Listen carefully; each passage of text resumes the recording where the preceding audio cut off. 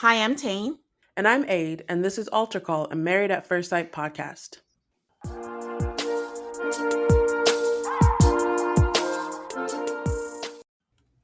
Hi, everybody. Happy New Year. Welcome to another episode of MAFS, Season 17, Episode 11. Hi, Aid.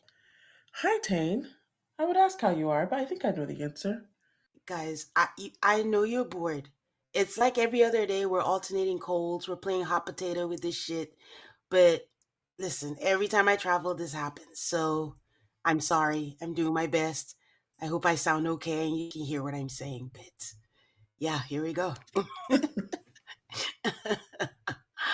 But either way, how were your holidays? They were great. They were wonderful. I took time off work, but I didn't have to travel because I live where I used to travel to for the holidays, and I just really love the holidays this year. How was yours? It was really good. I mean, I was where you live now, where I used to live many years ago. It was good seeing people I haven't seen in a while. A lot of college folks got to hang out with you guys. Aid made like the best cookies ever. I got like a cookie box. I don't think I shared that with anyone. Like I was like a little glutton. That makes me so Just happy. ate it, but it was really good because if it wasn't good, I wouldn't say anything. But it was good. So Yeah, kudos to you. thank you. Kadoozy to you. Thank you. You guys, my cookie box has 4 different types of cookie, and I consider that an underachieving year. There have been years where there are 5 or 6 different types of cookie. And the good news is everybody's going to like at least one of them. Yeah, and there are multiples. So when she says 5 different, doesn't mean it has five. There's like 10 or something. So at least the one I got. I hope I'm not outing you if anyone got less. There was a couple boxes that only had 3 different types of cookie, but I don't think it's anybody who listens. I'm not one of them, so I don't care. But it was good. We got to hang out. I got to see Aid's new place. I haven't seen it. Actually, you know what's so funny? A whole bunch of my people like got homes at the same time. So I saw like 5 new homes in total. I was just taking tours around Houston and Austin, so it was fun. But it was nice, got my husband thinking about Texas. Oh yeah, I didn't update you. There's a shaking aid. There's a shaking. That was going to be my next question. I'm like, so after he saw 5 different Texas houses that were much more affordable than anything we got going on in the DC area, did it uh, inspire him? Did it sway him? I was hoping. how many years have we been trying? There is a shaking. There hasn't been any rippling, but he just wakes up and he's like, "Dang, babe, we could do Texas, right?" And I'm like, that's on you. I've done it. I can go anywhere. I've moved 5 times. It's fine with me. So we'll see. We'll see how it goes. But he goes back and forth. But he mentioned it today. So hey, you I, see. I'm not getting my hopes up, but that little niggle of hope will just stay there inside of me. Um, That is the right place to be. oh, what a wonderful holiday. Yeah. So it was great. I appreciate it. Looking forward to the new year. Hope it brings good things for all of us and all of our listeners. Okay. What do we have to share with the people today? Hi, everybody. So next week we're going to have a very special guest who we will let you know about. But Tane will be out. After party this week will be on Patreon as usual. And then we are all preparing for the Sister Wives wedding. I know they did those talkback episodes. I didn't get a chance to watch them, but I heard good things. But we are going to be doing Sister Wives Christine's wedding later on this month, and we'll talk about everything. The talkback episodes and the wedding all in one. If we have, I'll be honest, I haven't watched them yet, but Tane has. Maybe they'll have something to Mhm. say.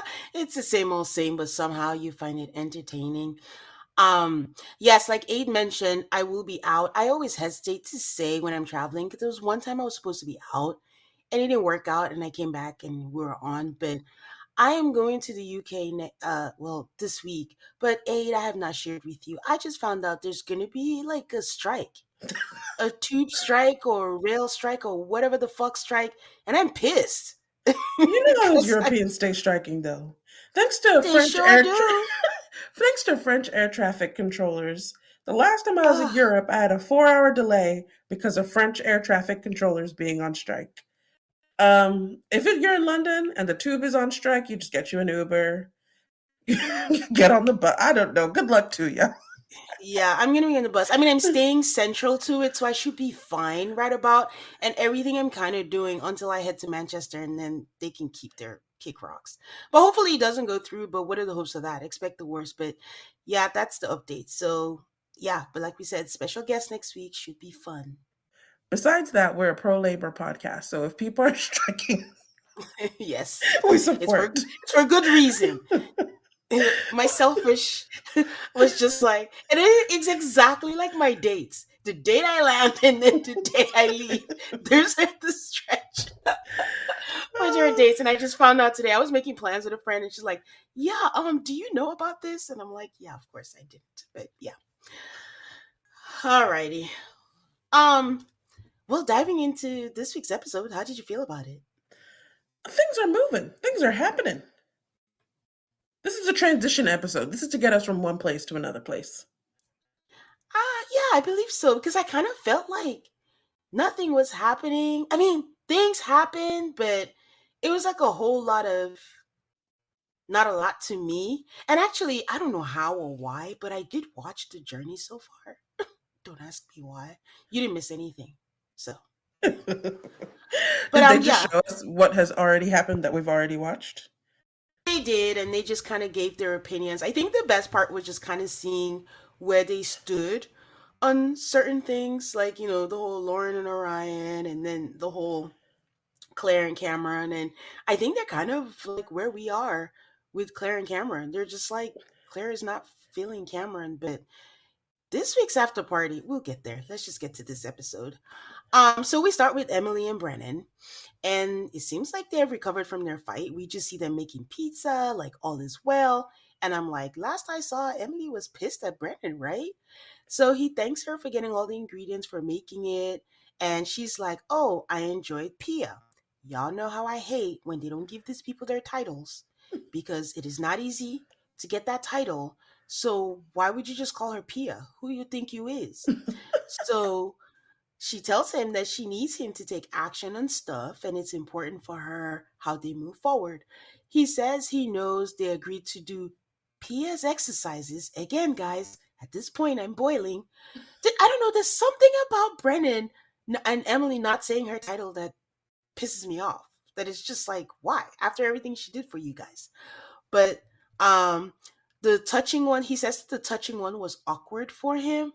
Then we see a flashback on Dr. Pierre telling them that one of the exercises should be they should touch from head to toe with minimal clothing as they feel comfortable with. Um, I don't know how I felt about that. It feels odd to tell people who are at odds, maybe that's a strong word, that are not seeing eye to eye to touch with minimal clothing. Yes, you say as you feel comfortable with, but I mean, if they wanted to touch, they would.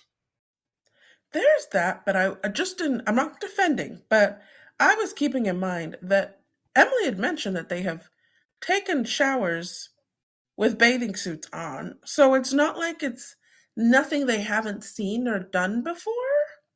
When they were on good terms. Now, this man is on the verge of kind of hating her, and there's just something that doesn't sit right with me with telling two people. Like, I get it, she's a sex therapist. Like, usually you go, but these are people in a relationship and are trying to work on things. Yes, they're saying they're working on things, but can we at least get them to like each other before saying touch with minimal clothing? I don't know. Maybe it's the right thing to do. I'm not trained. I'm just saying, like, I just felt a little weird about that. So Brennan says, yeah, can they pivot on that? And he likes hugging, so they should hug more. And this reminded me of something they said on the journey so far, where one of the panelists, I forget his name, he was a man, said that Brennan just seems to want to control um Emily. Like, it's not about like he was trying to fake like he was protecting her, but it's more like controlling her and controlling the things that she says. And This felt like control again, like when he didn't want to move into the apartment. And now he's like, let's hold on the touching. And then he's like, I like hugging, so let's hug more. What if she doesn't like hugging? Did you even ask? No, and this panelist is right, and I think we said it too. Yes, Brennan wants to control, but you know what? I'm glad that you pointed out that this hugging thing is about control because I don't think I thought about that when I watched it. Hmm. So she agrees, as always, and says, yeah, that's fine, but also we need to talk more. She tells us in a confessional that she says while she can feel frustrated, that while she's frustrated, she's still committed to him. Actually, no, she tells him, and she's committed to figuring it out, even though they're in different spots, and she wouldn't do it if she didn't want to or think it was worth it. And what does Brennan say altogether now? Same. Like literally, that's all he says to anything. Same. So then we see the experts with Michael, and Dr. Pepper is telling Dr. Pia and Pastor Cal that she's kind of nervous with everything that happened with Michael, and this is an emotional disaster, and she feels terrible that she's one of the people who matched him. I'm like, you're talking with the other two. It sounds like she was venting, but they're part of it too. So Dr. Pia says, no, you can't say that, that you can never tell. And then when he comes, they praise Michael for being classy, just the way he's handled it. So Michael walks in and he comes in with the crown. I That didn't know was why he brought interesting. it. It was a little odd. It's a little showmanship, I guess. Something to give us to look at. I don't know. All right, y'all. I'm just gonna say it. See, I'm not all the way there with Michael. Like, honestly, he handled it great and all that. But I think you hit the nail in the head. There's something showmancy, I don't even know if that's a word, about Michael. And my number one pain point with him is the way he answers questions. My God. When he comes in full time, I don't know how we're going to go past his lengthy, what's that word you always say? Word salady answers. Like, just go straight to the point and stop being so focused on being the perfect guy. I don't know. That's the vibe I get for him. Like, he just really wants to be a good guy. And again, I'm not saying that's him. I'm just saying this is my read on him. And something about that just annoys me. Why can't you just be flawed like the rest of us? We're not mature. That is one perspective to have, yes. So, anyways, he comes in with a crown and he says that it was a great gift. And maybe he was just sticking it to the experts like, you did this to me. Here is something that symbolizes what you did to me. Dr. Pepper apologizes and she says she had no inkling and that this has never happened before. And Michael was like, honestly, I did not contemplate this as a possibility. Neither did the And rest of us, Michael. and Did you he think that the says, experts owed him an apology? Because I kind of think they didn't. I think they don't owe him, but it was the nice thing to do. Okay. And I don't even know if it helps that she kept repeating that they had no inkling from her. You should have a gut instinct as an expert. I think. I don't know. You can't control these things, but I don't know. I don't know. I don't know. Um, he says that even if he was mad, this is one of his answers, there was no incentive to express that anger because seeing her being so vulnerable at that point, I think I was like, who is this guy? Who does he think he is? Like, that's so mature. Like, I'd be so mad. But he said afterwards, he wondered if it was his looks. And the thing that got him was that the woman they felt was a great match is the same one who didn't want to do this with him. And that's when he started crying. So Pascal asked how it affected his view of marriage, and he says it hasn't, and then they heap more praises on him. Uh, Dr. Pepper asks him if he's interested in them finding someone else and would he want to take another chance. And they go to commercial break and they come back, and he's like, I would absolutely 100% do it again. And my first thought was like, how are you going to get guests again? Like, can you take time off to come to my wedding again? Um, Hopefully it's on a Saturday. Well, we'll see. So my question for you, Aid, if you were Michael, Would you do this again? Yeah, you've already gotten yourself so pepped up for it, it cannot hurt to try again. Okay. I would absolutely not. I would have been like, God has given me a sign. It did not work through the first time. This is your time to run. And I would not do it again. I don't think, You wouldn't do it for I the think, first time either. no, but this is hypothetical. Okay. I'm So just of the belief that you hypothetically, wouldn't do it for the first time or the second time. But you're saying, oh, in the case I did do it for the first time, I still wouldn't do it for the second time. yeah. Like you're also not Michael. It's all hypothetical. Like if you were just in his shoes or anything like that, and someone dumped you, I wouldn't go through that again because if it happens again, yeah.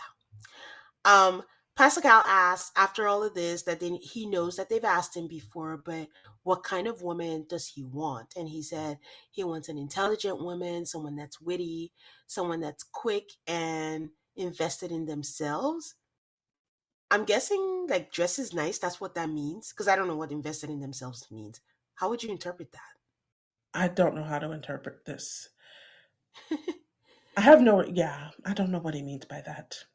He says something he didn't express the first time was that he appreciates silliness and he's a very silly person.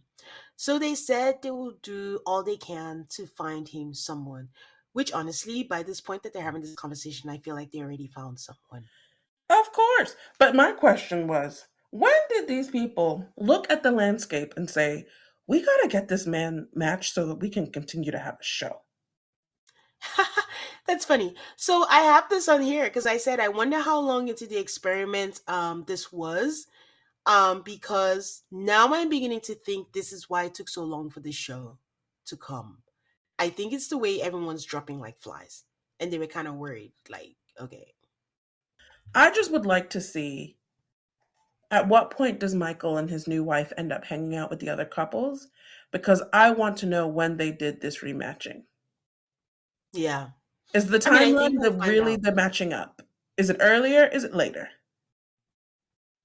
We'll see if Keisha asks because Chloe's going to be a guest next week on After Party. So if she doesn't ask, I think that's some information that they'll share. So we'll see. She's not, but what if the second bride had ditched him again? Like that would be so devastating and hard to recover from.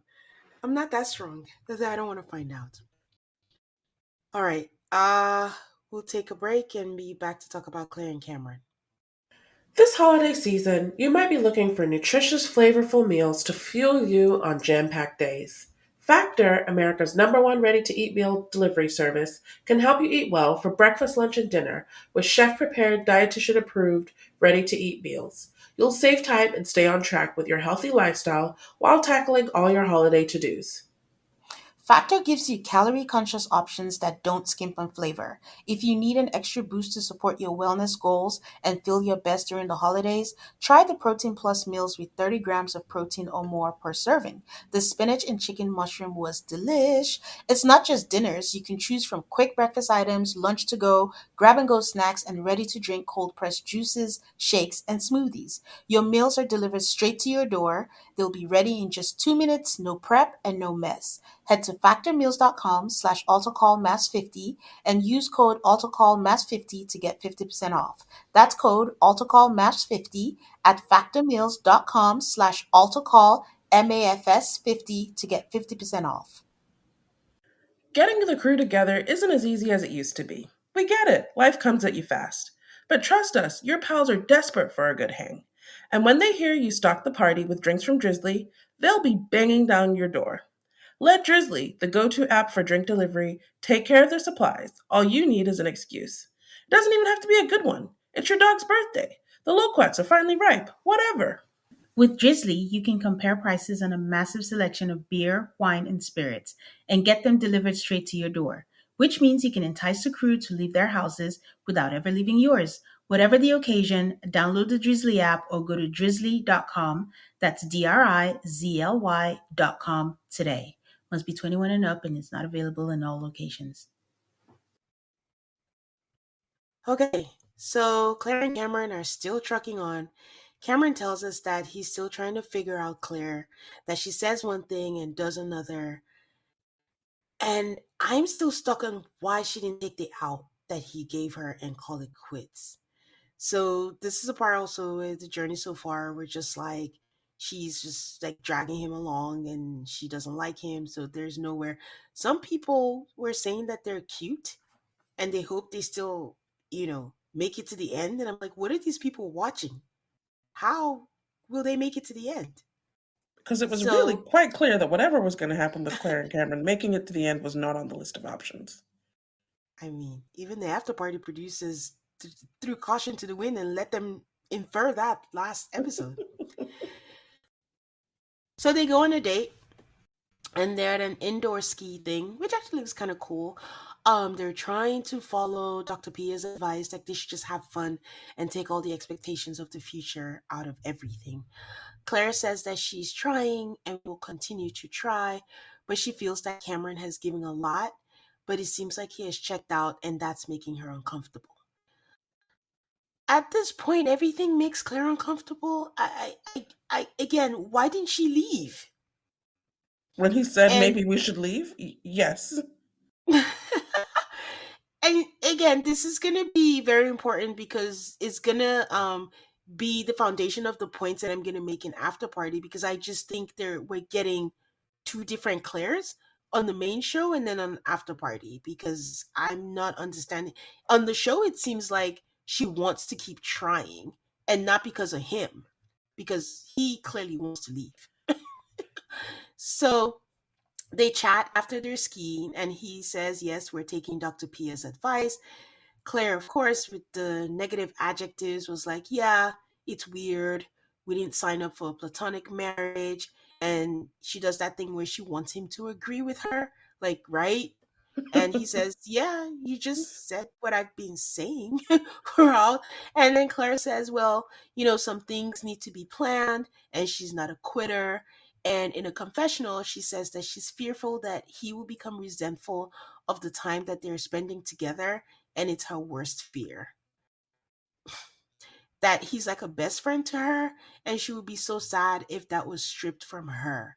And I'm like, this is giving Robin and Mary. So I don't know how he's a best friend. If again, according to After Party, she felt like she couldn't trust him. He was saying all these things. He was two faced. So how is he like a best friend? Mysteries abound. um. So Becca and Austin, as soon as we see her come into frame, I know that all is not well. She's tearing up and telling us that they had a conversation about religion and it did not go well. So they call Pastor Cal on the video call, and she tells us that they talked about heaven and hell, and he said that if she dies and she goes to hell, he can still love her in this lifetime. And she tears up. Stop. Please continue. I I'm trying my best to. Yeah. She tears up and says it makes her feel less than being married to someone who isn't sure where she's gonna end up when they die. Okay, I'm still trying to make sense of this, and I'm trying to be like, okay, tame, observe, understanding. But I'm like, why the hell did they match them if this is so important?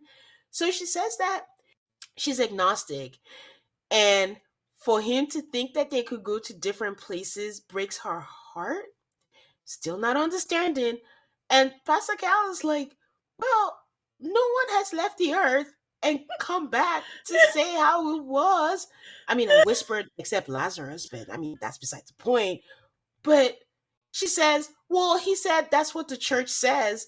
And he's like, yeah, but my church is accepting of gay people. And she says, yeah, but you have to accept Jesus. I'm like, okay. What I I did not understand. First off, I was like, is Pastor Cal an agnostic pastor? What did this man just say? I mean, I think no, I kind of understood what you're saying. Okay, let me tell. So Pascal says, "Well, is it reasonable to believe that if you don't believe in Jesus, and you are born in Afghanistan and you're not born into Christianity, that you're going to burn in hell. And Austin says, no, I don't believe that. Then Pascal was like, there you go. And then Austin is like, hey, I'm also agnostic like her. I was like, not quite, buddy, but okay. That he's open to new theories and they connected in the similarities among religions, and he's always open to learning more. I think Pascal is just more open minded. I am into open mindedness. I really am.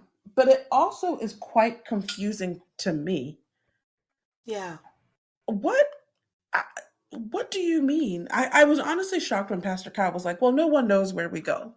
I'm like, if you're the pastor of a Christian church, yeah. When I grew up in church, I would hear the thing about, well, if no one tells you about Jesus, then you can't be held responsible for not knowing about him. So, by that logic, if you're married to someone, you're not going to qualify. Someone's told you about Jesus, haven't they? And you haven't gone through the steps. For Becca, I was just like, I don't really understand how you're supposed to be married to someone who thinks you're going to hell. So I didn't interpret what Pastor Kyle said as we don't know where we're going.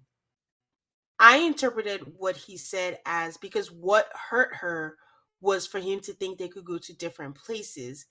He was just saying,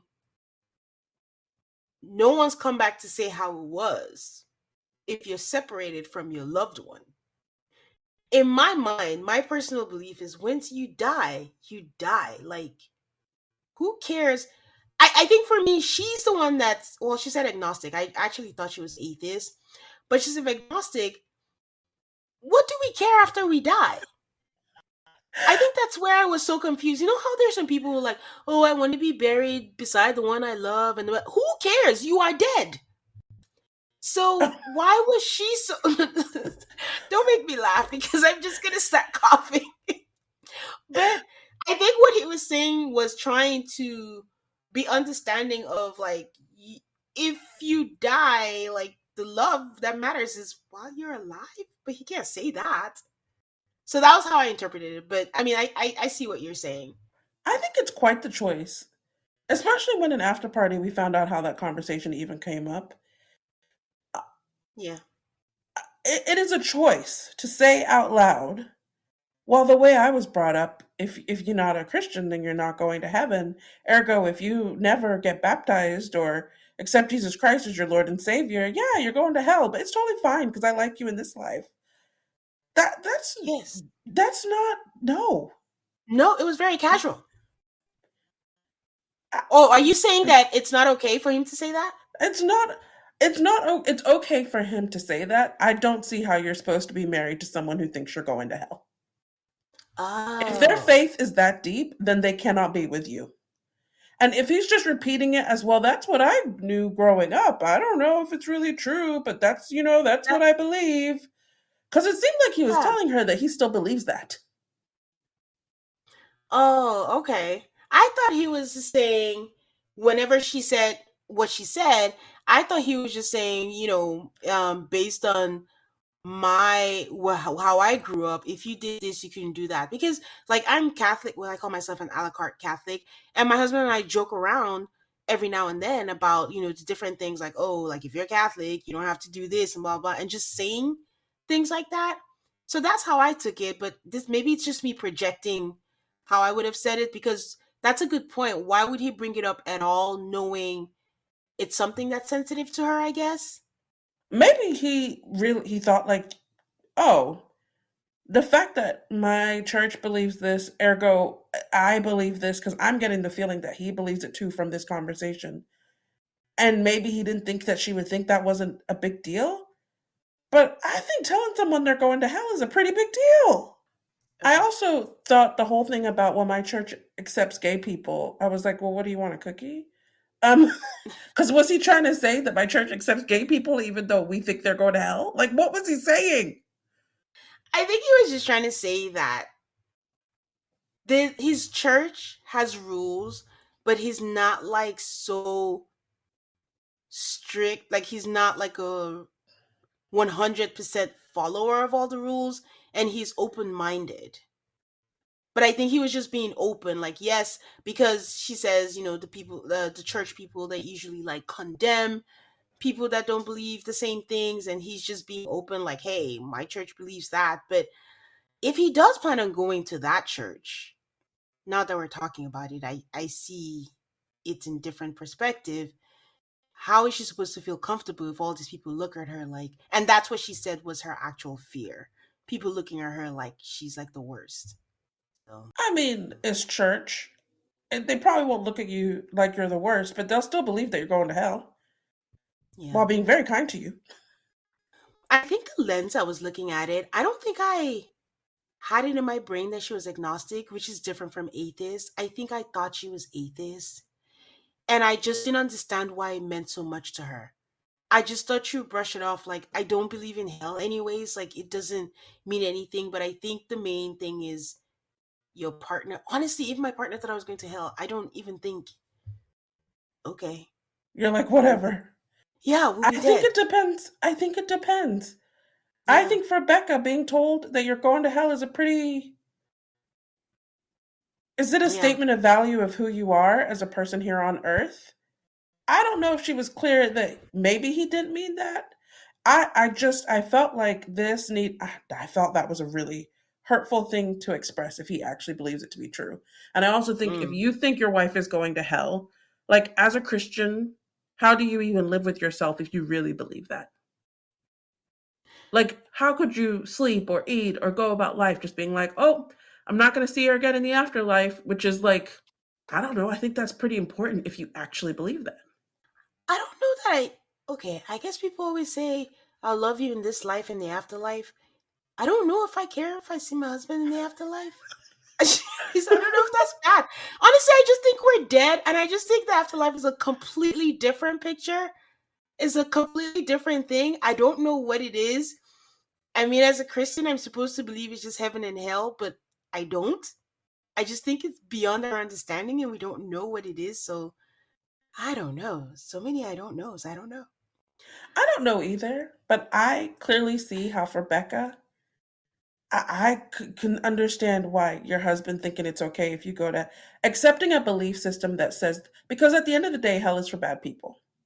So if Hmm. you accept as just facts, oh, if you're not a Christian, if you don't, accept Jesus Christ as your Lord and Savior, you're going to hell. And I'm fine with it because we're good on this life. I would not buy that. I would not go for that. So let me give you this example. So when you're Catholic, you can't be a godparent unless you're also Catholic or whatever. And if someone just came to you and was like, "Oh yeah, you can't be my, you're not good enough to be my kid's godparent because you're not Catholic or anything," is that almost akin to that? Like, you think someone's not good enough, and let's say you're just sharing that, like, well, if we have a kid, you're not good enough to be my god. Like, if your, let's say your sibling told you that or whatever, is that hurtful? Because that's how I took it. Like, he was just saying, like, well, according to my church, if you go this, you can't go to that. Ha ha ha. I I don't think think he necessarily believes it, but I think you're saying if he believes it, then that's where it's hurtful, right? yes. Okay. Okay, fair. Fair. I But didn't to think go he back to the believed it, so it godparent went. thing, Yes. the thing about the rules, and I'm very interested in everybody's rules. Catholics, I love hearing about everybody's doctrine and everybody's rules. Of course, when it gets down to individual people, everybody gets to, pick from the buffet, if you will. Yeah. And I totally accept people picking from the buffet. I think I pick from the buffet. But I think that if you really believe that there's a list of things that you must do in order to get to heaven, which include like being a Christian, being baptized, whether that means being baptized into one specific church or any will do, if that is a central thing that you believe, I don't really Mhm. think you could be married to somebody and say that you love them and be okay accepting Yeah. like, oh, the central thing that is at the core of my beliefs, they don't need to be a part of it. We'll just separate when we. It's not about going to heaven and hell. I actually think it's more about, Yeah. you It's a know, are symptom. you a good Yeah. person? Yeah, I think you convinced me. You're right. Because every time if you're married with someone, your values have your core values have to align. And this is a pretty big value. So it's not about, yeah, you're right. You're right. Okay. I see it. I see it. Well, continuing with the lens I was looking at, when Becca says, when, Pascal asks Austin, and he's like, "No, I'm open. I can learn more." Blah blah blah. Becca says, "Well, if he was paired with a Christian woman, then he would be." And Pascal butts in and was like, "Well, he wasn't paired with a Christian woman." Um, Whose fault at is that that, moment, Pastor Cal? well, we know how they feel about giving people what they ask for. But at that moment, that's when it felt like this was deeper, and it just felt like Becca was insecure about something. And I don't know. That was how I saw it at that point. Hmm. Maybe it I was always her realizing like this is not going to work. I don't know. I always go back to Becca's thing where she said she's never met a Christian who hasn't tried to convert her. Hmm. Yeah. And Austin is saying all the right things, but I think she can see that he is not. I think Austin wants to be chill. Like, I actually believe that he wants to be chill, but I don't think his belief system is going to allow for the level of chillness he needs to be married to Becca. I cannot get off my mind that Austin's best friend says, "I have never heard this man talk about his faith until this happened." How deep are you in the faith if your best friend has never heard you talk about it? That's the I'm telling disconnect you, that when I you need start Keisha picking a to life ask. partner, the different questions. I mean, that means he's pretty new in the faith, or he's just been walking in the secret life. I don't know. So, I don't know. In the most pivot of all pivots, Becca, from her tears, slips out that he accidentally said he loved her and that he was so tired and it was a joke. And Pascal was like, "No, it's not a joke. That sometimes it just comes out before you know it." But then they laugh and they move on. So afterwards, Austin asked her, like, "Hey, how did you feel talking to Pascal? Like, I felt like you wanted to say more." She says if he does think that she's going to hell, that does not work for her. He says he doesn't know what he thinks. Oh, well, that's the answer right there. He does believe it. I forgot about that part. Because if you don't know, that means you know and you don't want to hurt her feelings. And then she said asking about something and telling him that he should prioritize something. Honestly, I was gonna ask you what this was. What did she want him to prioritize? Like learning about religions or what? He keeps on saying, I don't know. I felt Okay. like she was saying, can you get to a place where you know? Can you prioritize thinking about it and making your decisions? Because he keeps on saying, well, I don't know. I need to think about it. I need to explore it. She's like, well, explore quickly, son. Ah, okay. I was like, if she is in fact asking him to decide on where he stands, that's not going to happen in how many weeks are they in now? So we're talking about what, 5 weeks or something? But also, I think the I don't know is that he does know.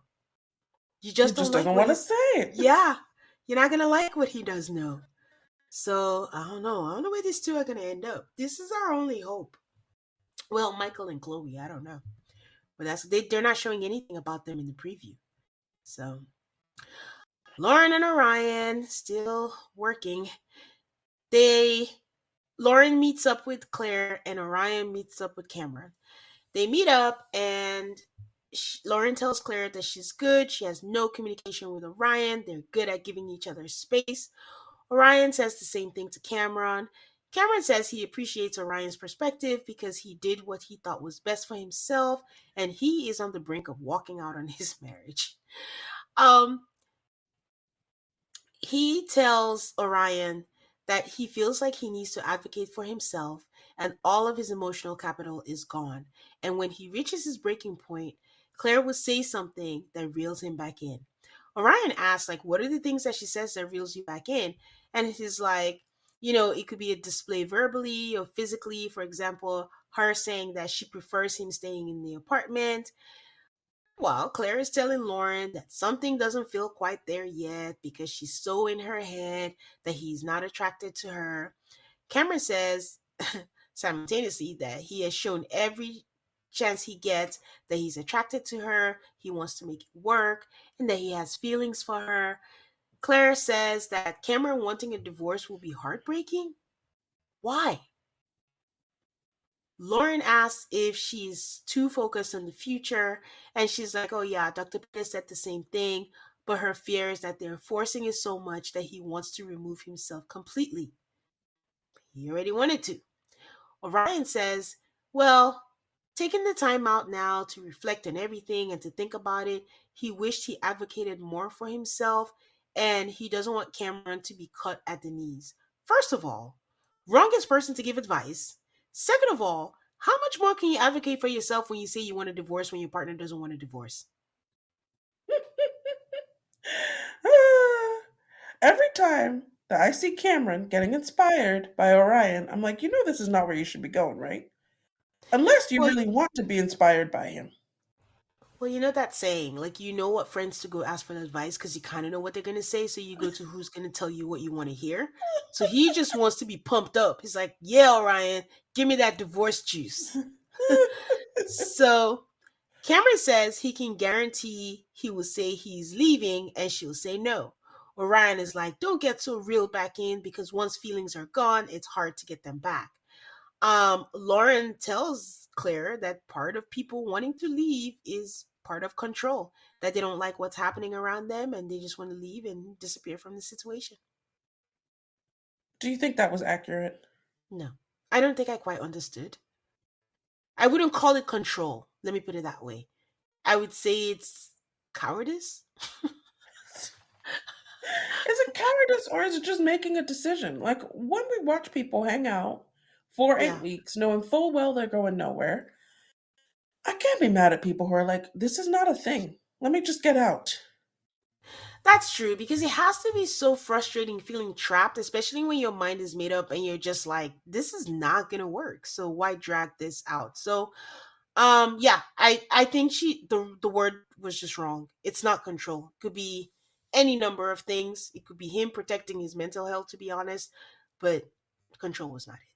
With Lauren, do you think that she used the word control because that's how she feel like that's what Orion did, or that's how she feels in general? I think it's because of what Orion did. Orion took control of their marriage and made the decision for them, and she didn't have a say. If it was up to her, she would still be in the marriage. Yeah, because I feel like the reason why she was wrong about that is because she was projecting her own stuff. So, Oh. anyways, All right, guys, we will be back with Emily and Brennan. all right, guys, we come back to Emily and Brennan wishing each other a happy 1 month. They seem happy. I don't trust anything about those two, not a single thing. Nada, not a one. When they were making pizza earlier, I was like, I can feel the vibes of hatred under here. Um, I do believe Brennan when he says that he's excited for horseback riding and an adventure, because of course you're going horseback riding. Of course that's fun. Claire says that her and Cameron are not celebrating their anniversary because it put pressure on them. She talks a lot, but basically she says the anniversary is too much for them to soak in, so they're not celebrating it. What did you think? Everything is too much. It's too weird. It's too forced. It's too awkward. It's a lot. Ugh, that's what I thought. So Becca and Austin get a letter, and it's about love and marriage and something, and then they watch a video of their wedding. I don't know why they had them watch the video of their wedding on a laptop instead of an actual television, but whatever. They have a great time watching it. They just seem really happy to look back on the day they got married and laugh at the things they said. I think that's a proven thing in math. I've not seen a couple read their vows or watch their videos that weren't filled with nostalgia or smiles or anything. That's one thing that never fails with the couples, no matter where they are. Because if they're in a bad spot, they're like, oh, back when things were good. Because everything was good at the top of the altar.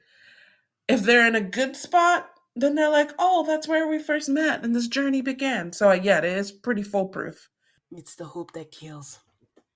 Becca then talks about when Pastor Cal asked about being in love, and Austin said it seemed like Austin didn't know if she felt the same way because he asked her, and she's like, "Yeah." She said she was just too tired to like say it, but then she's later on in the after party said she did say it, so that whole thing was just confusing. I told you, two different shows. Austin, Austin says, "Let's make today a lot more fun and a lot less emotionally exhausting." Emily and Brennan, back to them. They talk about a month being a milestone. She asks, like, they're driving up to go ride on horses, and she's like, "How fast do you think the next month will be?" And she says it will feel slower, and I'm like, "That's because this whole thing is torture for you." Um, she says they have serious shit to talk about, and Brennan looks like he'd rather eat glass than do this. Because we know that Emily gets hurt in some sort of snow activity, I was like on the edge of my seat the whole time they were doing this activity because I was like, this place was called the Devil's Thumb Ranch. And I was like, is that like premonition? Because this place is going to be terrible for Emily, but it must be some other future activity. Um, Was it a group? Was it a group activity? Do you remember? I think it's probably going to be the couple's retreat and she's going to be on an ATV, not a horse. But Yeah. I was like, oh, Hmm. after the horses, are there ATVs? Because, like, what is, or snow machines or whatever they're called? Yeah. Anyways, I had that hanging over my head while I was watching this. Emily says that it's just a lot. They have a lot of conversations, and they decided to go back to what they enjoy, which is adventure. And it's setting up the relationship for success by doing adventures. Brennan gets on a horse named Gucci. Emily gets on a horse named Doc. They ride. It's beautiful. At one point, they decide to trot, go a little faster. Brennan almost falls at one point. But yeah, she makes a joke about how Brennan is like in love with this horse and feeling the spark with the horse, but he doesn't feel the spark with her. Okay.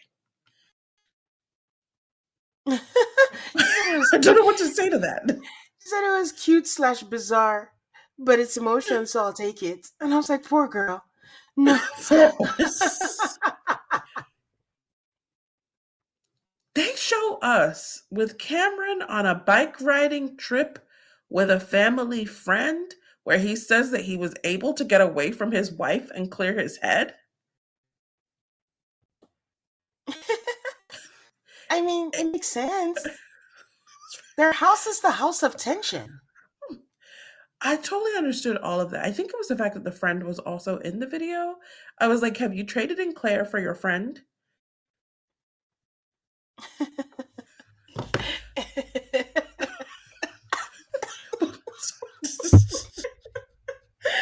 um, Oh my god. Okay. I was not even in that atmosphere. I just That's funny. Okay, moving uh, on. moving on. Becca and Austin go ice skating. Becca takes the little walker thing that is for children, but okay. They skate together. They're really cute. They roast marshmallows. She makes fun of him for blowing out his fire on his marshmallows. They sit down and talk, and it's nice. You know, they talk about how great and amazing their marriage is, how they love doing it with each other, that they trust each other, that they're building. She says she's excited to be in a relationship where he talks to her because in a lot of her past relationship, the guys have been avoidant. They would just be like, oh, everything's fine. And then later on, you find out there's trouble. But Austin has been pretty open about how he thinks she's going to hell. And that has been a better experience. Becca says that she's proud they made it to a month and they will celebrate every single month until they die, and they laugh. Honestly, I threw in that stuff about going to hell, but her point seemed to be like, oh, you'll just tell me stuff instead of avoiding it, which I think is a good compliment. Yeah, it is. I think, though, just a little Mhm. prognosticating, it's great to be open about your issues, but being open about them doesn't always get rid of them. Mhm. It's the old. At least I'm being honest, but have you reached a solution? Like, what are we? doing with this honesty that you have laid Exactly. upon me? That you've laid Which upon me. doesn't make the honesty bad. It's just I want to be like, yeah, that doesn't guarantee an outcome, my dear. I'm still thinking about this whole conversation and just seeing the whole hell thing, and I'm still thinking about it. Like, just that whole everything about that. Like, being a human being is very complex. That's all I wanted to say. Because I don't know how they move past that. Like, that's now that you open my eyes to that, I'm just thinking about that. That is very true. Like, how do you move past that? So this It's couple very is funny because rude. I feel pretty strongly that I don't believe in hell, Yeah. but I also feel that there are people who really do, and it's important to know if you're one or the other. Yeah. I feel like we could spend all day talking about it. So sorry I brought it up. It's just really still in my head trying to go back because I think that's the disconnect for me. Is like when you don't believe in it, but it still has that much effect. And I think also my thoughts on like honestly, when we die, we die. So, but if it's a I fundamental core, like we said, it's a symptom. So yeah, I'm gonna think about this for a long time. Theology is very, very interesting. Yeah. Um, Brennan and Emily are sitting at dinner. Emily talks about setting a new tone in their new chapter of the second month. She says the week couldn't have gone the week couldn't have gotten better. They're living together, they got into a rhythm. Brennan says that she makes it a very comfortable place to live. All I hear is that Emily twists herself in circles to make this dumbass man happy. Um, which makes him stay moved in. Oh, so if she doesn't make it a comfortable place to live, he's gonna want to leave. Okay. That is a terrible terminology. You helped me stay moved in. Like you were forced. Like it's terrible. Like you would leave if given the opportunity. That's what I heard. Yeah. He also says that it has been tough for him. In the past, he would have ran from a red flag. Emily very rightfully says, I'm a red flag. He says, yeah.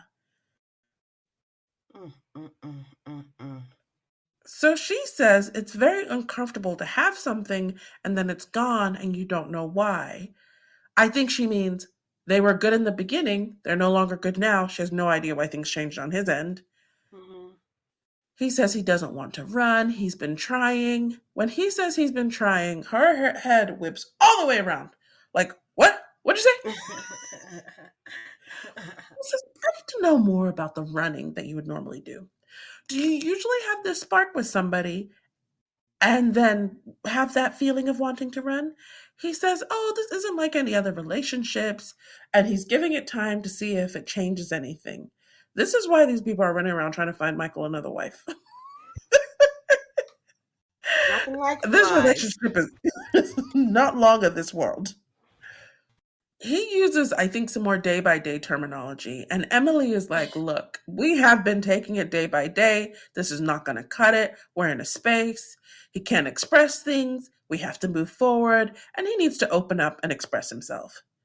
Then they start talking about fizz and adrenaline, which is really her asking the same question. Like with previous girls or previous women, did you guys have this spark and then suddenly you hated that person? That's really what she's asking. Mhm. But she's very frustrated and she just says she doesn't know how to navigate anything. Then we move on to Claire and Cameron. Claire is sitting there on her computer. She says that Cameron sent her a text message. I'm like, are we sending text messages by computer now? What is this? Um, anyway, he's moving out. Um, it's too much. The everything is just it seems pretty he's moved out so that we can think about things, but honestly it seems pretty over. So she's just like, we're not on the same page. She can't meet him where he's at. He's a great person. She wants to be able to, but it's just a lot mentally for her. Can I just add that? Do you remember what Kevin did that season of Atlanta with Haley and what was her husband's name? The Jake, eight Jake, where he said that Jake didn't do anything to woo Haley. He accused Cameron of the same thing. He said that what is it with the experts matching people who have no game? and who have no swag, that he has done nothing to show Claire that he's interested, that he's just like, I'm attracted to you, and he just stands there. And I'm like, didn't he get flowers? Didn't he put his arm around her? Like, didn't he, like, I don't know. But that is his point of view, is that Cameron just doesn't have any game and is not wooing her. I don't know. Kevin is losing it for me. It's just, it's an okay opinion, I guess. I guess if I live in a world where I think that Kevin knows something that we don't know, because based on what we are seeing, what would Cameron having more game have to do with anything that we have seen? I think what he doesn't understand is like when the other person has completely made up their minds that I'm not interested. Kevin seems to think that if you do something, you can change their minds. And I don't know how I feel about that, because I know women generally tend to give more allowances than men do. But I don't know in this case, because it's a completely different scenario and situation, being married at first sight. I don't know if that's going to change anything, because, like you pointed out, that has never happened in MAFS, except for Jamie, but that's an anomaly. So Austin has a video call with Becca's friend Lindsay. She's like, "How's married life?" He's like, "So, you know what's going on with Becca and I? We share a lot of values and characteristics, but this idea of afterlife and heaven and hell, it became more of an issue. And the way he was taught as a kid is no Jesus, no heaven." Which I don't like the cop out of the way you were taught as a kid. You're not a kid anymore. Do you believe it or do you not? Hmm. So apparently Lindsay is Catholic, and so he's asking her where she stands on the afterlife, and she says she doesn't know if she believes in hell. She says your spirit lives on and you're reunited. And if you're a murderer and you put negativity and hate on the world, then you probably, I guess, will not end up in heaven. But if she looks at someone like Heaven, who is pure and light and love and has good values and like challenges what's wrong in the world, there is no way that someone like Becca would be separated from God in the afterlife. Oh, Lindsay, actually, for me, I was like, yes, I think that's how I think of heaven too. I think I believe in heaven, and I think most of us go there. I think I need to figure myself out. So earlier, so when I said, if I'm in the afterlife, like, I don't know, whatever I said, like seeing my husband or whatever, because growing up, they told us like we're not going to recognize each other in the afterlife. And sometimes I equate like religion or whatever sometimes to being in a cult, because some things you have to unlearn. And that's one of the things that's stuck in my head. It's like we're not gonna know each other. So in my mind, when you die, it's either you become a nothingness, and then if there's an afterlife, no one's gonna know each other. That's just a lot of people you're gonna know when you're in the afterlife. So in my mind, I'm just like, the love that we share on earth is enough for me, so that whatever happens afterwards, like, I'm not going to cry about if we don't know each other then, because in my mind it's just a completely different thing that we don't even understand. So I think again that adds to why I'm just like, I don't know. But yeah. I have a lot to, it's just a lot to think about. There's a lot to think about. So yeah, but I like Uh, Lindsay's thing. It's very human, even though we're talking about the afterlife, but it's compassionate, I guess is the word. Because it, if even though Pastor Kyle is not sticking to the doctrines, honestly, I feel like we need to go visit Pastor Kyle's church when he's preaching aid, just to kind of see where this man stands. Because this is the second thing he's said that we're like, huh, interesting. But I do like that he acknowledged that fact. Like, you can't say, oh, no, if you don't have Jesus, you're going to hell, because you're also looking down on all the other religions. And who says that Christianity is the number one? So if you're born somewhere else, like, what are we trying to say here? Like, oh I yeah, think yeah. I'm laughing because I'm like, I was raised in the evangelical Christian church. This is exactly what was said. Well, yes. But I think other religions, well, maybe not all, I don't know that much, but I think Islam also thinks that. Of course, everybody thinks. I think the interesting thing is, I think Catholics spend less time badgering in on that stuff. That's my Mm. interpretation. No, we I don't. think evangelical Christianity spends a lot of time on what everybody else is up to. We do. I mean, also remember I've had both the American Catholics and the Nigerian Catholics. They kind of do. They think that they're the chosen. They're the ones that they're the original Christians that Jesus formed, and Peter was the first pope. Do not laugh, young lady. I'm laughing. But I'm yeah, laughing because I had a friend who was Jewish, and she said, "Yeah, Christianity just appropriated Judaism," yeah, and I was like, "Huh?" Which of course I'm very interested in religion and his like I know I'm pretty well versed in stuff, so I understand where we come from. But I was like, yeah. well, that is a different perspective. Hmm. Appropriation. Okay, So yeah, geez, look what Austin and Becca have done. look at them. And I do like that Lindsay straight up asked Austin, "Does it feel like someone like Becca would be condemned to hell?" Now, this is my problem with Austin, and I feel bad calling it a problem, even though I shouldn't. But he's Austin says that he is open to growing, and it's nice to hear that Becca is open to growing too. And I think to myself, growing to what? Because she's not growing to accepting Jesus Christ as her Lord and Savior. If that Yeah, is a requirement for you, then you need to grow elsewhere. yeah, yeah, yeah, yeah, yeah. Oh, speaking of, I'm yeah, I'm very concerned about Austin, by the way. so maybe that's remember last week I kept asking, what is this thing he keeps saying that he doesn't want to talk about that might tear them apart? It's the one thing she said, I have never met a Christian who has not tried to convert me. So maybe that's what it is. Because I think that he knows that he can't. I Mm, just don't understand. I feel like it's a him problem, not a her problem. She's not trying to tell you to become anything that you're not, but she's yeah. very clear in who she is. Yeah. I do want to point out that I do like that Pastor Kyle also said this whole no Jesus, this is not helping his case. But you know Jesus and you go to heaven. He was like there's a bunch of people who know Jesus and claim Jesus and do not display Jesus principles. So does that mean they're going to go to heaven just cuz they claim that they do? He said no, but I don't think he was buying it. I just I like you. I do think we need to go to Pastor Cal's church. I'm shocked that a pastor is saying these things. I can tell you that these things that Pastor Cal is saying, no pastor I've ever had growing up would say these things. Yeah, They're too squishy. it also feels wrong to say like he's an open-minded pastor because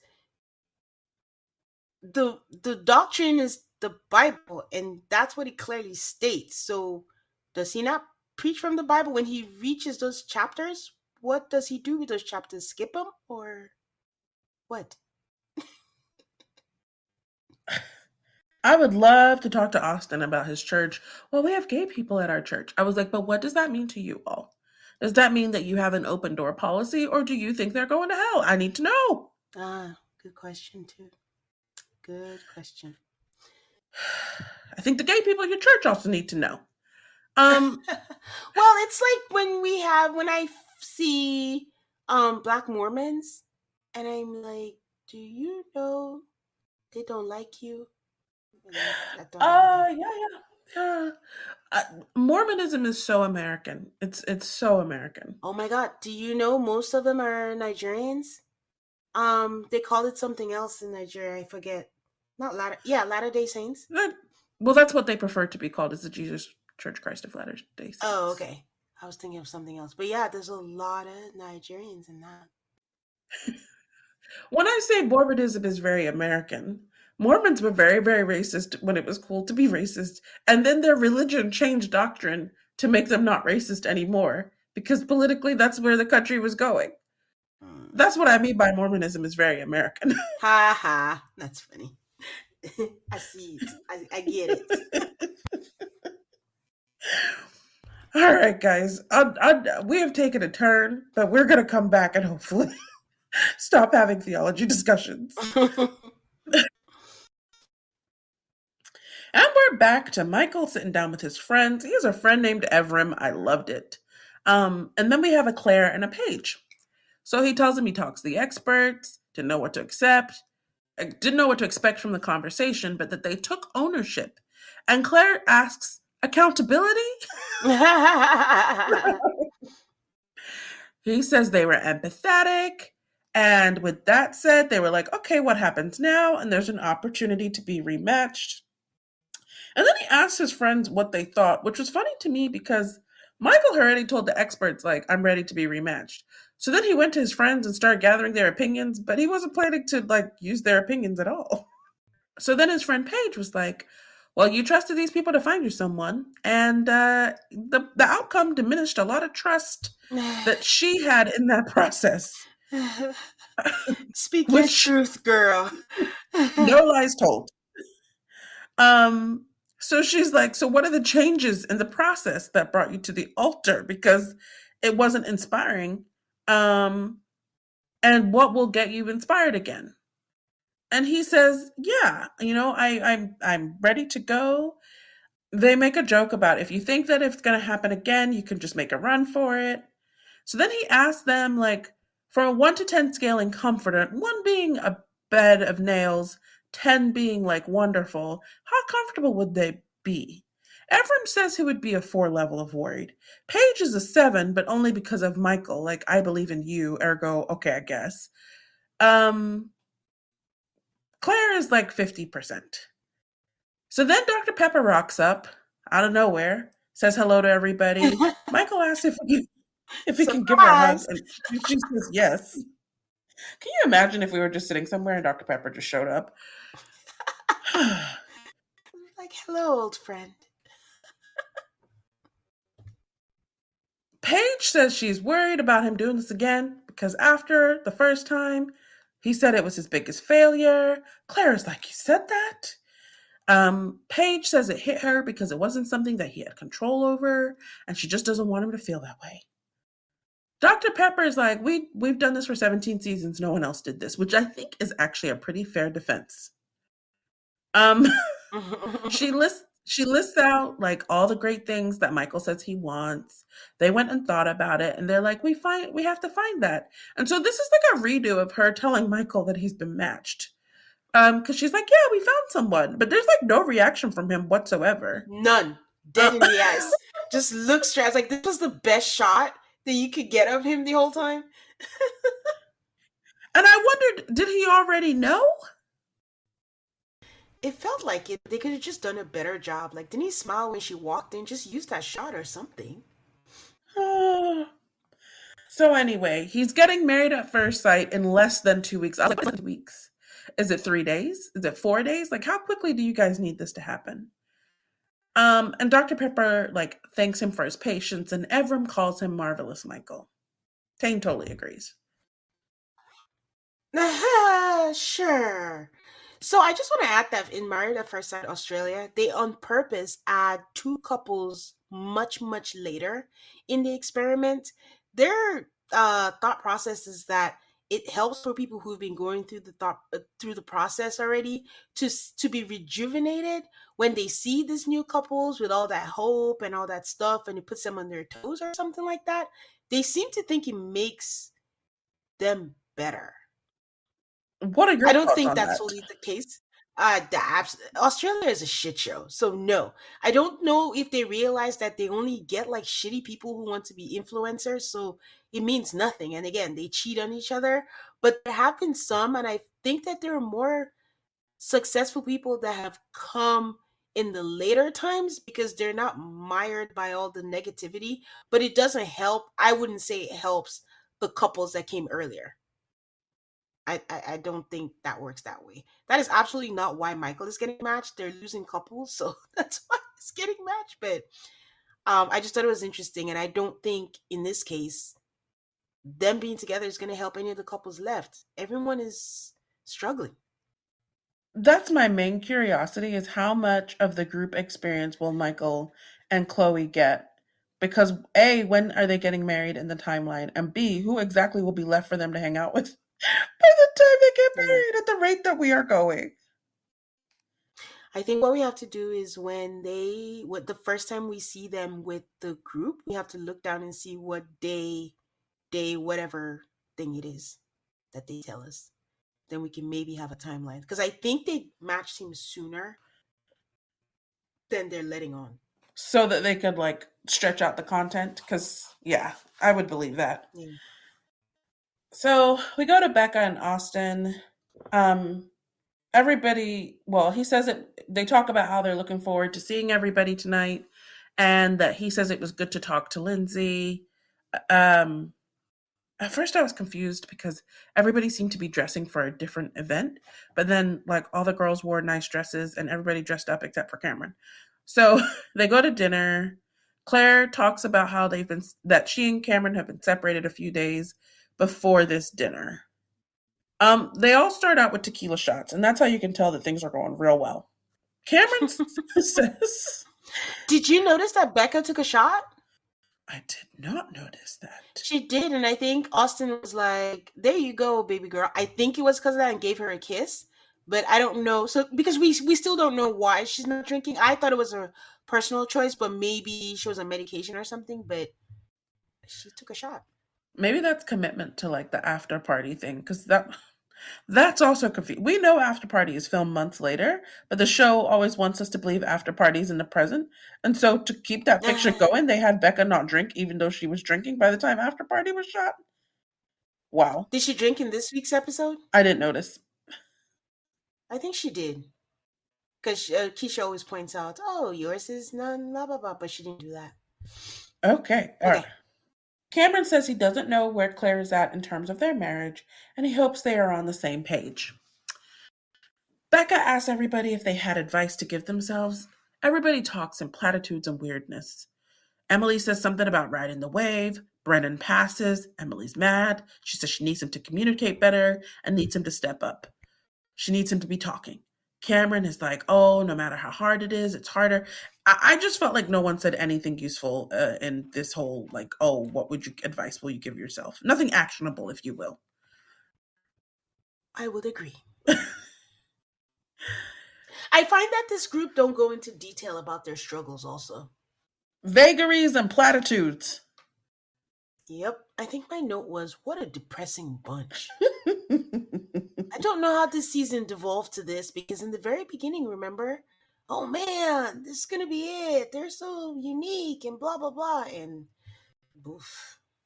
Here we are. Here we are. It's not the worst dinner we've seen, but this was not a fun dinner. It Um, wasn't entertaining. that Well, too. That too. So Becca is like, oh, we have a lot of hard things. Any marriage has hard things. She does not say my husband thinks I'm going to hell. She doesn't say that. She's just lucky. She's lucky that it was Austin. Not to say that they're not having issues. She's crying in a closet because her husband thinks she's going to hell.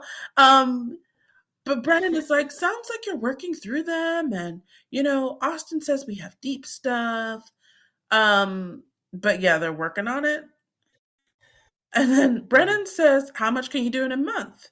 So Austin says, how much can you do in a month? Not a lot. He married a stranger, And everybody laughs and it's like, we all married a stranger. Emily's question for the group is, what is everybody excited about in the next month? Claire says, Cameron, take it away. Cameron says, the fallout. Someone says, oh, that's Jesus. dark.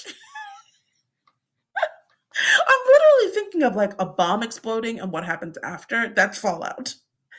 Mm-hmm. He says he feels like they have misalignments as to exactly what they want.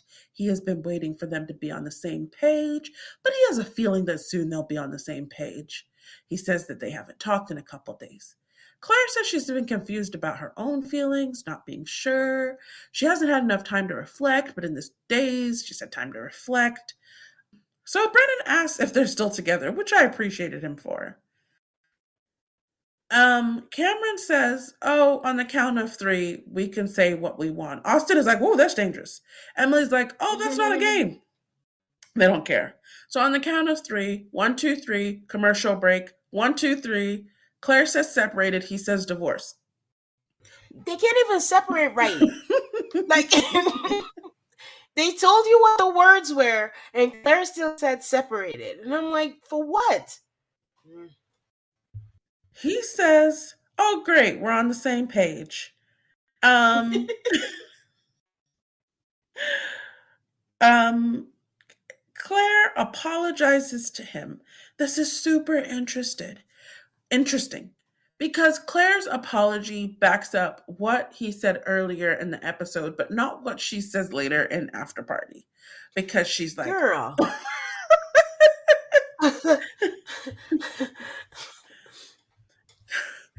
she says she drug him along in her confusion. She hurt him in the process. That's what she regrets the most. She doesn't regret marrying him. Just so sorry for dragging you along. Okay, that's what she said. Yep. Then he says, "Forgive me for what I'm about to say." I'm like, "Oh, Lord, just don't say it. If you have to say forgive me before I say it, just don't say it." But he starts talking about he once had to make a decision about putting his dog down. I was like, are you comparing this woman to a dog? But he said the days he had to like wait to make the decision were some of the best days, and he would never take those days back. And the same way he would never take those days back with you. I think this was actually a pretty nice thing to say.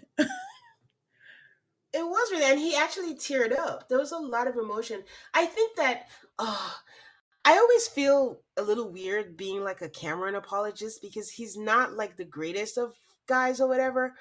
But I feel like a lot of what he's doing is just protecting his heart. I don't know what happened. I'm just going by what they showed us. And he just wanted to back out and be gone. And I'm not saying that Claire is lying either, but if he was this so terrible, why did she want to try so hard with someone that's so terrible? But I don't think she accuses him of being terrible. As This in, like, episode of After Party. bad to her. She accuses him of not being attracted to her. And that's always been their disconnect. I think there's a difference.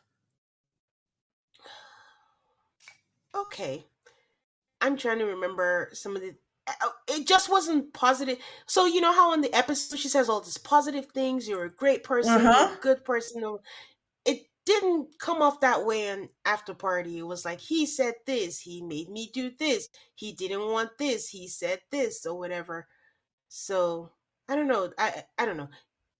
We have so much to talk about After Party, but I hope the truth comes out because right now we're in a he said she said. I don't think either of them are telling the truth completely equally, but I don't know where, at what point.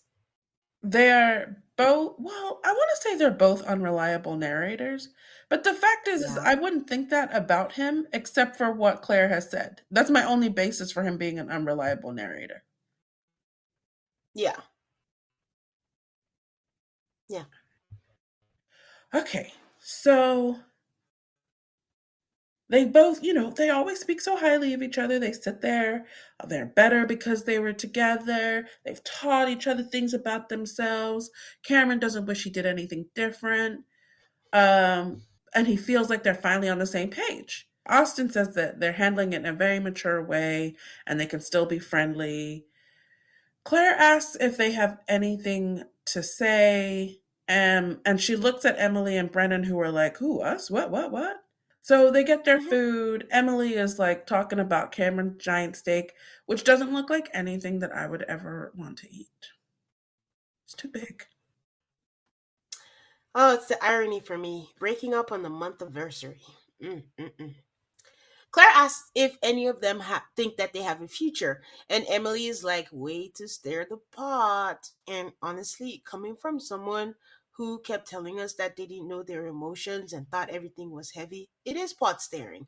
Why do you think they should have the answer when you didn't know the answer? So Emily says, "I'm going to hand this over to Brennan."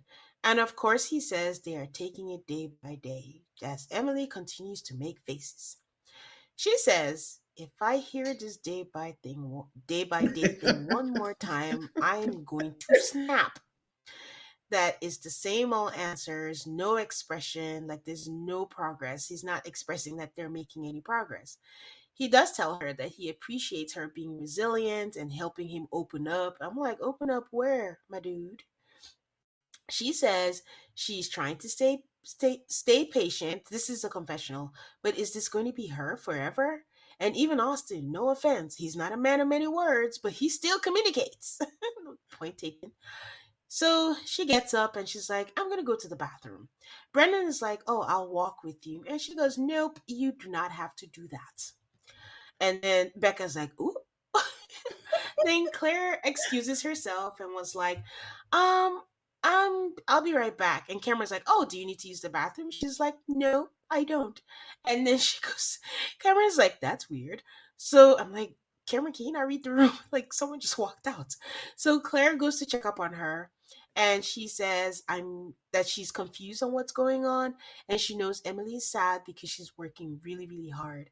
She goes in and she just hugs Emily, who's crying. And I thought that was really nice. Like sometimes you just need a hug. So she tells her that she doesn't think he understands, and Claire apologizes for asking the question.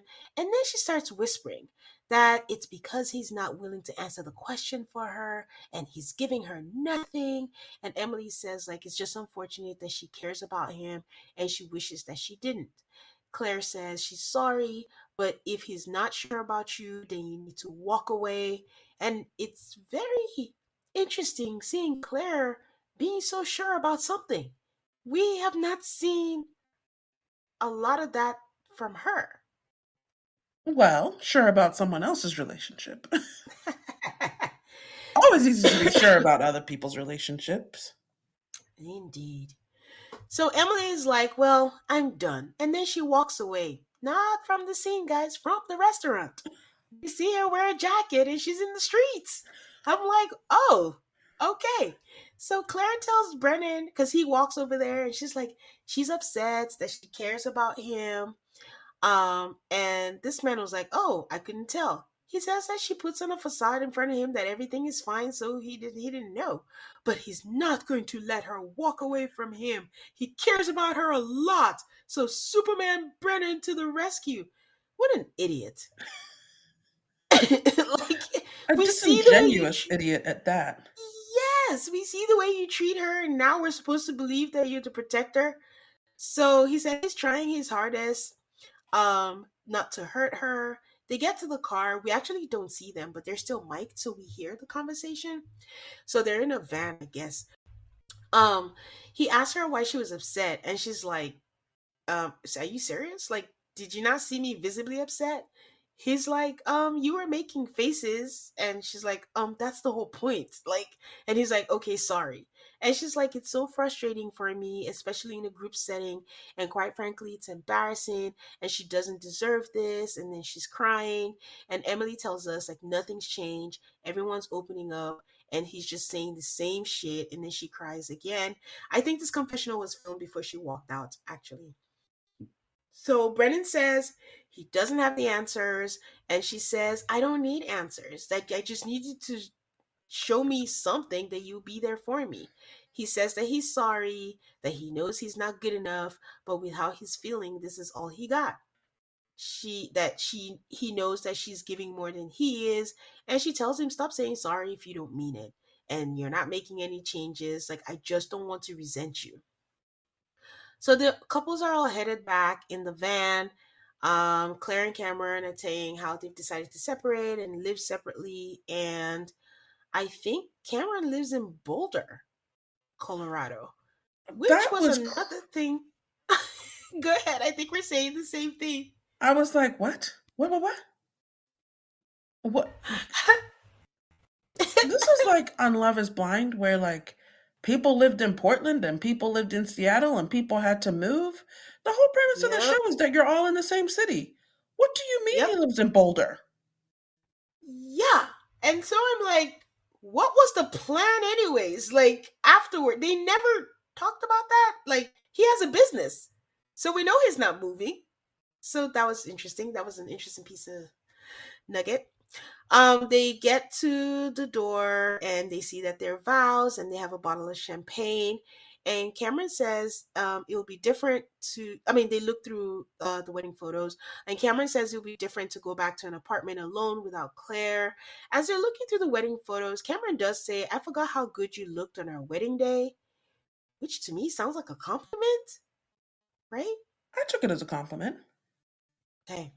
So Clara says looking at the pictures is hard because she sees hope and it's crazy how much has changed. She gives another speech. I don't know what she said. And she says she's sad.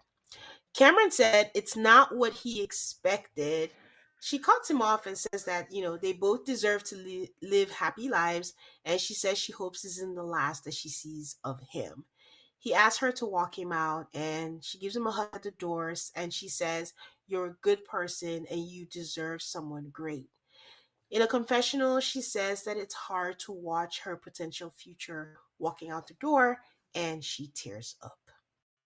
So that's how the episode ends, but we get a preview for next week and we see that Cameron has a heart condition. And I don't know if he's playing it up for the cameras. He said he doesn't know if he's had it or if it was exacerbated by the stress from the relationship. And I remembered that the same thing happened to his dad. His dad got sick because of the divorce. That's what he said. Aid. I was like, this must be a genetic thing, whether it's a genetic heart condition or a genetic, like when your relationship falls apart, it causes you such distress that it manifests physically. That's very Yeah. interesting. And I don't get it twisted. I'm not saying that it's not true. I have no idea. I just think it's interesting. Yeah. And then they kind of hint like Emily and Brennan are going to break up, but I mean, we know. But okay, sorry. Why are Claire and Cameron on decision day? Someone was like, we will give you 50K to show up.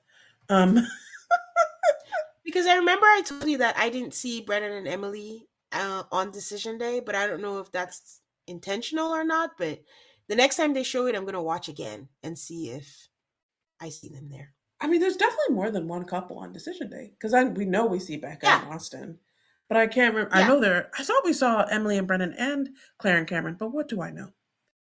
We shall I see. just to go back a little bit because I get that Emily is upset, but I just find it very interesting that she got her most upset when it was a group setting.